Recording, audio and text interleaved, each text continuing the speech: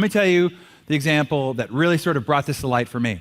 It's when I spent time in the home of Victoria and Joel Osteen, and I'm interviewing Joel for the cover of Success magazine and their Houston home, and beautiful home, such gracious, warm people.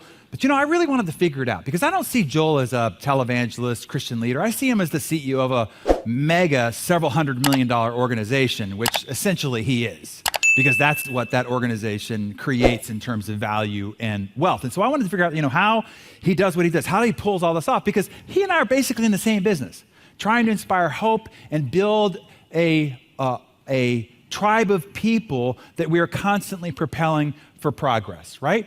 And so he's doing a much better job of it, and I'm trying to figure out what he's doing that I'm not doing. So I said, Joel, how are you pulling this off? And he says, when I first took over from my father, I was making a big mistake because I was doing funerals and baptisms and weddings, and I was trying to do it all. I was even adjusting the lights, for the camera for the Sunday service. And I realized that we were stagnant. We were stalled as an organization because we could only grow as far as my calendar could expand. And when I was working all the time, that's when we stalled. He said I had to figure out what I had to stop doing. And I had to figure out mostly the one thing that I do that contributes the most to the whole enterprise, to the whole organization. And when I figured it out, it became those 22 minutes on Sunday. If those 22 minutes on Sunday, when the lights are on and we're broadcasting around the world, if it's hopeful, if it's funny, if it's inspiring, if it's engaging, that propels the whole enterprise. So I decided that's the only thing I was going to do.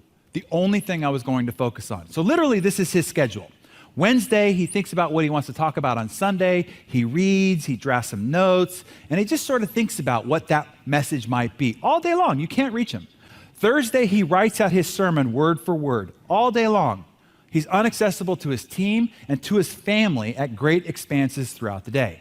Friday, he spends the whole day just memorizing it. And if you've ever seen one of his sermons, he does the whole sermon without looking at any notes because he spent a whole day doing nothing but memorizing it. Saturday, he gives the sermon twice without the cameras on to a closed group of people. And then Sunday, lights, action, and he's magic. You got to give it to the guy. Whether you believe in what it is that he espouses or not, the guy is good, right? I call him one of the best keynote speakers of our generation. Why? Because that's essentially what he's doing. Most keynote speakers have like one or two speeches they do for their whole career, right? And they make their whole fortune on a couple of speeches. He has to do 22 new keynotes every year.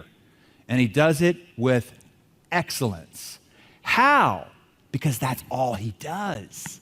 He figured out this was the thing that drove the engine, and he focused all his time, energy, and talent to that one thing. I've been with him twice, and it's always on a Tuesday because he takes Monday off. I'm sorry, it's always on a Tuesday. Takes takes the rest of Sunday off. He meets with his leadership team, inspects what he expects, and then Tuesday he does any media. It's the only time he's accessible to the outside public is on Tuesday. He is that dogmatic, if I could say that, about where he spends his time and energy. So, what's your one greatest contribution? If you wrote down your few, what's the one, the most important? Because if you're going to track the time and energy you're spending on any one thing you're doing throughout the day, this is the one. If somehow, some way you could figure out how to isolate your time to do more and more and more and more, if not exclusively that one thing, I'm telling you, you could make it rain for your organization. So circle the one. Make sure you got it. Don't leave here without it.